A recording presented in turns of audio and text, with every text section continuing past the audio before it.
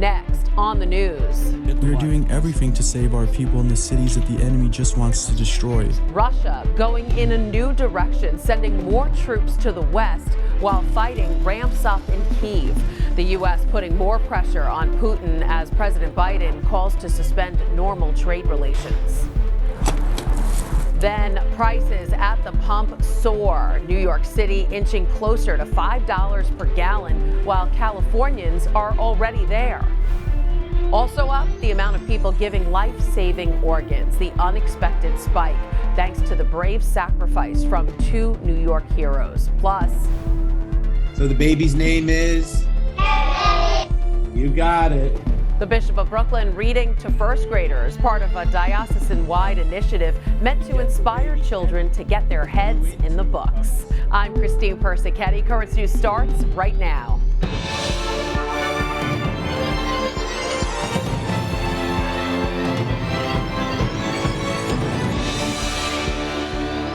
Friday, the world witnessed Russia change their strategy in Ukraine, expanding their offensive to the west for the first time, striking several major cities.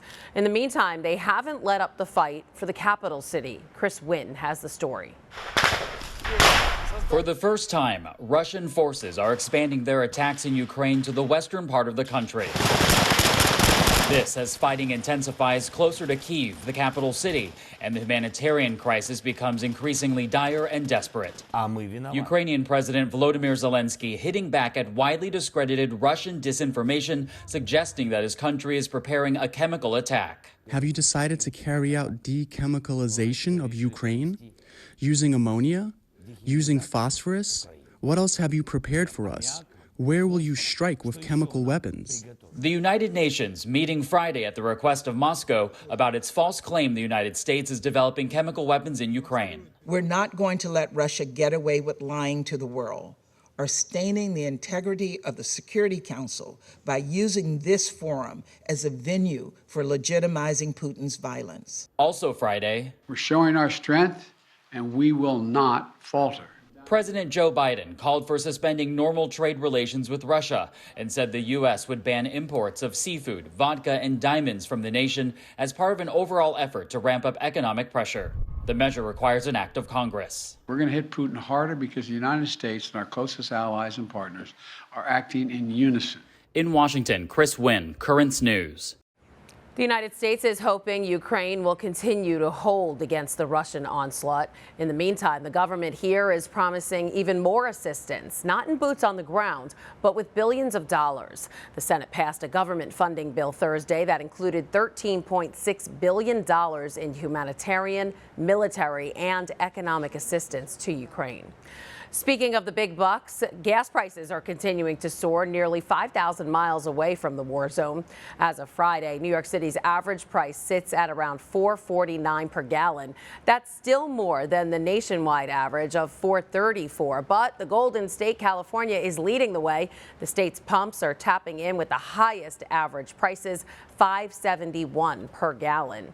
And that pain at the pump has people desperate for an alternative. The president is blaming the situation on Russia, not yet ramping up the United States oil production. Gas stations are seeing long lines as people frantically shop around for the best deal. Kara Finstrom has the story from Los Angeles. The line at the Sam's Club in El Monte started forming an hour before the pumps even opened up at 6 a.m. And you can see some of the cars actually wound back into the street. And if we pan up, we want to push it and give you a look at the big attraction here this morning. That's the price for a gallon of regular unleaded at $5.15.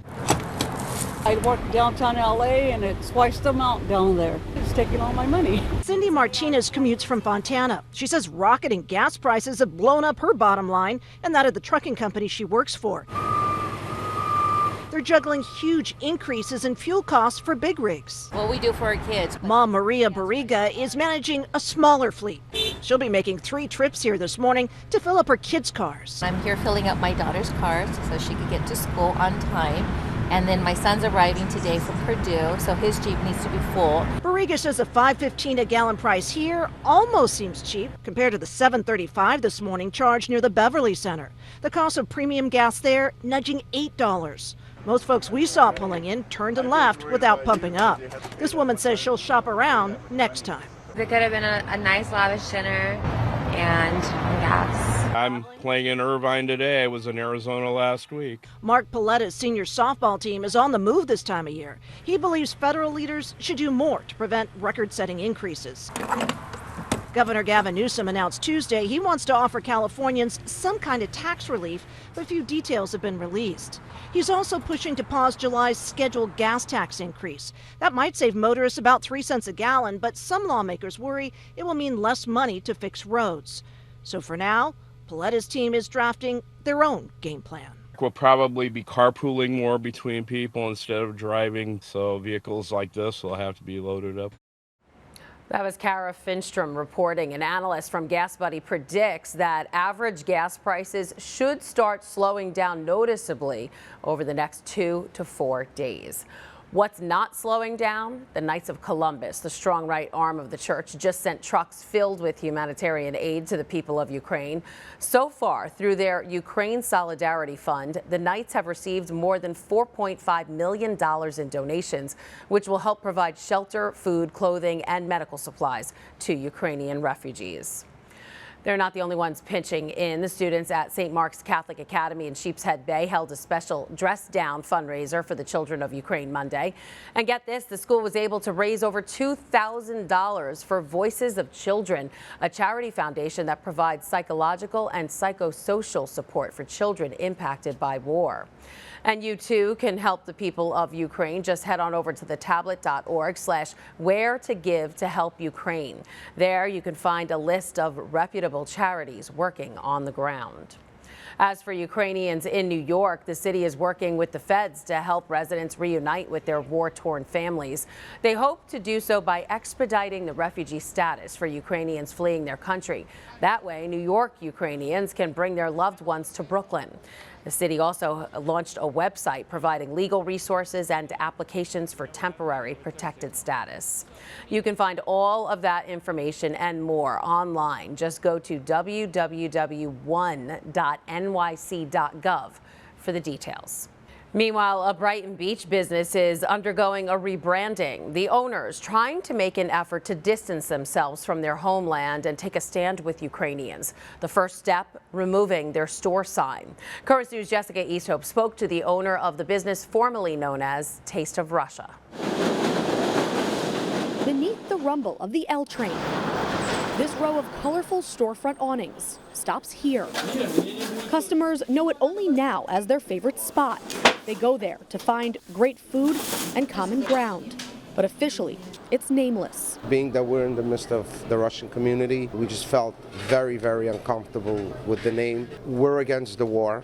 We just feel very, very bad what's going on in the Ukraine.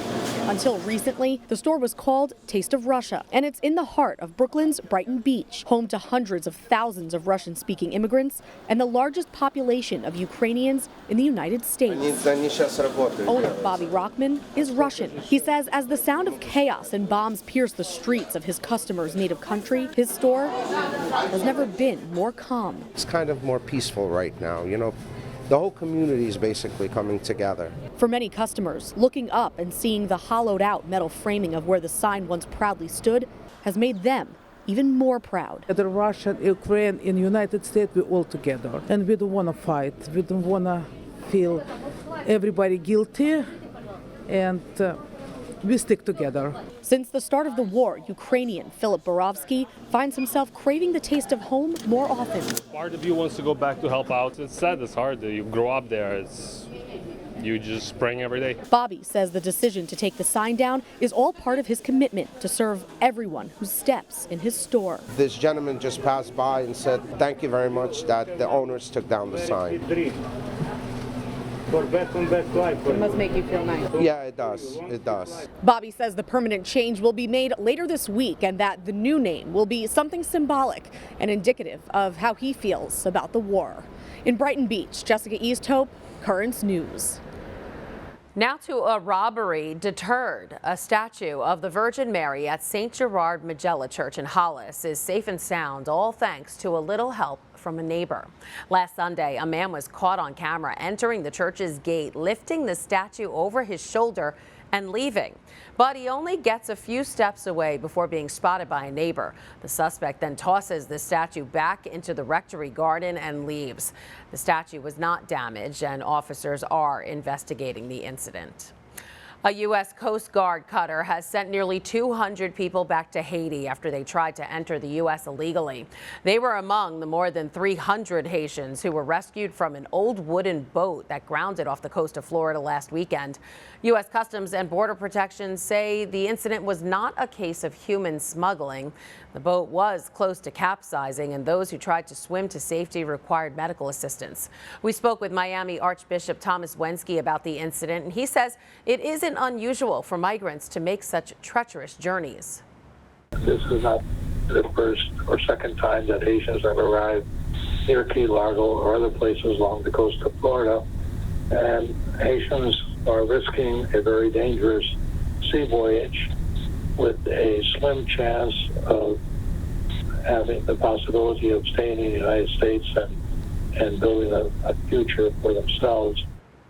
Currently, the Archdiocese of Miami has about 32 lawyers working full-time to provide low-cost or free immigration services to about 1,200 people every month. There's a lot more news headed your way. Proof that one's selfless generosity can save a life. Why more and more people are signing up to donate organs. Plus, as war wages on, a New Jersey mayor flies to the border of Poland and Ukraine to help refugees. We'll hear from him. And a heartfelt reunion. A dog reunites with the first responders who rescued her from a burning home last year.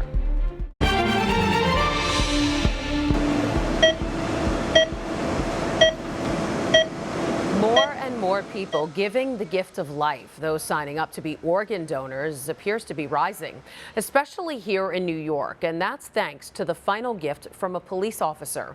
When Detective Wilbert Mora was shot and killed, he was an organ donor. Parts of him became gifts of life to 5 different people.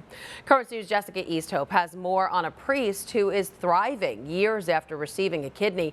And while it's not one from Detective Mora, Father Jim is saying thank you to potential donors everywhere. Father Jim Cunningham is proof that one person's selfless generosity can save a life. For Father Jim, that person is one of his best friends, firefighter Pat Nash. We're putting ourselves in harm's way or for people we don't know. This was sort of a controlled environment, and this was for a friend. Back in 2016, Father Jim was shocked to learn he had late-stage kidney disease. One day, he was healthy. The next, doctors were telling him he needed a transplant, and fast. Pat got tested immediately. I wasn't hesitant. I just felt like it was a no-brainer. He just never looked back, and I think gave great example to other people of how important it is to be a living donor. 6 years later, both men are thriving, and so are organ donations. Following the recent deaths of police officer Wilbert Mora and firefighter Jesse Gerhard, both of whom were organ donors with Live On New York, the organization is seeing a spike in calls and registrations. Speaking of Officer Mora, CEO Leonard Achan said, quote, his and his family's heroic actions have inspired a movement across the New York community to embrace the gift of life and say yes to saving the lives of those in need. And New York is in desperate need of a movement like this one. Right now, there are more than 8,000 New Yorkers on the waiting list for organs. Nationally, patients wait for life-saving organs for 1 to 2 years. In New York, they wait 3 to 5 years. Now, the two are raising awareness together. Pat as a living donor with no regrets, and Father Jim as a recipient who was given a second chance. As far as the kidney goes, you know, you got 2, so you only need 1. Why did God send his son into the world? To save us, and how we're called to save each other. I wish there were more people like Pat Nash in the world. Just like the doctors said 6 years ago, for 2 people who are not related, they're an unusually good match. In Belle Harbor, Jessica Easthope, Currents News.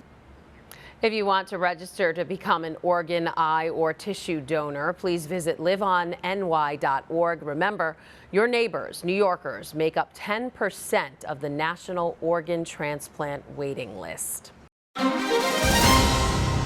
While the images and stories coming out of Ukraine may be hard to see, something that should lift up all of our hearts is the amount of people coming to the rescue of the country's refugees. One of them is New Jersey's Point Pleasant Beach Mayor Paul Kanitra, who flew to the border of Poland and Ukraine a week ago. I spoke with him and asked what made him take the trip. Well, young Ukrainian adults have been coming for years to enjoy the summer in Point Pleasant Beach and to help our economy moving forward by operating those. And during that time period, they've kind of forged some really strong bonds with our residents and their children that have lasted a lifetime. In fact, in Point Pleasant Beach, we have a lot of people who have gone to the Ukraine, to some of these small villages, just to see the friends that they made during their summers here. Wonderful. Describe for us what's going on where you are right now. I see it looks like tables behind you. What are you seeing and hearing while you're there? So we're at the main refugee center here in Przemyśl. Przemyśl is about 10 kilometers from the actual border crossing at Medyka.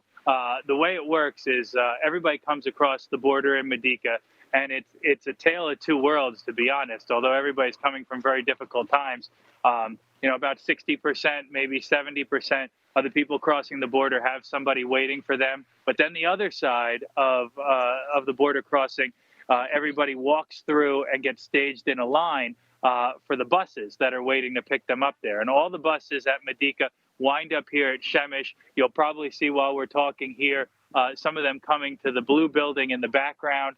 That blue building is the refugee center. It's an abandoned Tesco supercenter, basically like a Walmart, with a lot of little tiny pop-up stores on the inside. All those stores are now vacant, and they're housing thousands of refugees in there. Above every room is a spray-painted number. It corresponds with the city that they want to go to in Poland, Estonia, and a couple other countries. They wait there for 3 to 4 hours, and then hopefully they get out and they get moved on to another area where there's more humanitarian aid and more options available to them. Wow, and I could cry looking at the video we just showed of that little boy with the toy. Tell us about the refugees you've been meeting. How are they physically, emotionally? What are they saying to you? The thing that touched on our heartstrings the most were the orphans in this situation. My friend Greg and I, who was my best friend, who came over with me and who's holding the camera right now, we were at the border crossing in Kashenko a few days ago, and a bus came across, and there were 30 to 40 young kids on there, and there were only 3 to 4 adults. And we knew something was amiss, and we went over and we talked to them, and it was explained to us the way that it was translated to us was they have no families, they have no one, and that's what it was told to us. So we tried to give them everything in our pockets. They would only take a very little amount of money. And we asked, we tried to do some more research on, who was helping them and where they were going. I know everybody's always thinking, what can I do? What can I do to help? So what would you say is needed most right now? So as a good Catholic boy, I will tell you, there's a Catholic charity here in Poland called Caritas, C-A-R-I-T-A-S. They've already committed to taking in 2,000 Ukrainian refugees, orphans, all of them, and helping to relocate them in Poland. I would strongly encourage anybody watching to donate even $5 to that cause to help these kids. If people are looking to do something on the food front, World Central Kitchen, we donated some money ourselves, and we volunteered. We helped prepare some food in their warehouse. We helped give out food on the border. They're a great charity as well. And the Polish Red Cross has been doing a lot of medical needs and taking care of boots on the ground. It's a ragtag operation. I mean, as you can see, it's just volunteers from all over the world who've kind of jumped in, set up tents, and are just working and just figuring it out as they go. And even though it may seem helpless, it may feel helpless to be sitting there in the United States in the warmth of your home and feeling like, how can I help? A couple dollars goes a long way to make a difference in somebody's life. That was Point Pleasant Beach Mayor Paul Kanitra. For more information on organizations Paul mentioned, plus others who are trying to help the people of Ukraine, once again, you can go to thetablet.org/where to give to help Ukraine. One of Pope Francis's top cardinals has made it inside Ukraine. Cardinal Konrad Krajewski celebrating an interfaith prayer service inside Lviv's cathedral Thursday. Also in attendance, 2 Catholic archbishops of Ukraine and Orthodox bishops. The papal almoner, who is in charge of distributing the church's charitable donations, has been visiting border crossings in Poland since Monday to meet with refugees on behalf of the Holy Father. Meanwhile, the other top cardinal sent to the Ukrainian border by Francis is back in Rome. For the past week, Cardinal Michael Czerny has been traveling around Hungary and meeting with refugees there. On Thursday morning, he visited 2 refugee centers in Budapest before heading to his last stop, a parish just north of the capital city that's been housing young Ecuadorian refugees who evacuated Kyiv. Cardinal Czerny returned to Rome Friday morning. Still to come on Currents News. As she cradled her babe at the open door, her eyes widened with wonder. It's story time in the Diocese of Brooklyn, why students welcomed some guest readers into their classrooms, and a heartwarming reunion between a dog and the people who rescued her life when we come back. Do you have a story idea or want to share a tip? Email us at newstips@desalesmedia.org or call our 24-hour number, 718-517-3122. We'll be right back. There's nothing better than a good book, and this week students in the Diocese of Brooklyn heard all about that. It's the Great Diocesan Read Aloud, and classrooms across the diocese welcomed some very special visitors. She had never seen such a thing before. That's Brooklyn Bishop Robert Brennan reading the book The Blackbird's Nest to first graders at Our Lady of Perpetual Help Catholic Academy in Ozone Park. Bishop Brennan taking part in this special week, which is meant to inspire children to enhance their love of reading. He even has a special connection to the book he read. He's visited the monastery that's mentioned in it. People go there to pray, and they all pray and they ask God, help me always to change my heart. Yeah. Isn't that something we all need to do sometimes? Yeah. The Great Diocesan Read Aloud is organized by DeSales Media Group. That's Net TV's parent company. I even had the chance to take part. I read the book A Little Respect Cultivates Kindness to kindergartners at Divine Mercy Catholic Academy and preschoolers at Our Lady of the Snows Catholic Academy. So much fun. Now to a reunion between a pup and the first responders who saved her life. Last year, the dog was trapped in a home that went up in flames.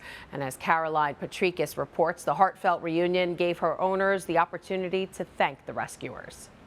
We're celebrating Charlie's 3rd birthday today, which we wouldn't be able to do if it wasn't for these wonderful, brave men and women. It was a heartwarming reunion on Tuesday. Forgive me for my tears. As the owners of Miss Charlie, this lab hound mix, were reunited with the DC firefighters who saved her dog from a burning home. We were 6,000 miles away when we got the call that our house was on fire. And of course, the main thing that we were concerned about was our dog. DC Fire and EMS jumped into action that day. I immediately approached firefighter Reed and said I would take over with the care of the dog. The dog was laying there lifeless, breathing very deep and shallow. He had a lot of mucus coming out of his mouth from the face mask. So I immediately took the face mask off his face. I cleared this airway out. DC firefighters say Charlie spent 4 days on oxygen at a DC animal hospital fighting for her life. She was exposed to heavy smoke conditions after the fire. So we just want to say thank you to everybody for everything. That was Caroline Patrikis reporting. All DC firefighters are equipped with oxygen masks for animals, and the paramedic said whether it's got 2 legs or 4, to save a life is always a good feeling. And that is Currents News. I'm Christine Persichetti. Thank you for joining us because we are putting your faith in the news. Hope to see you again next time.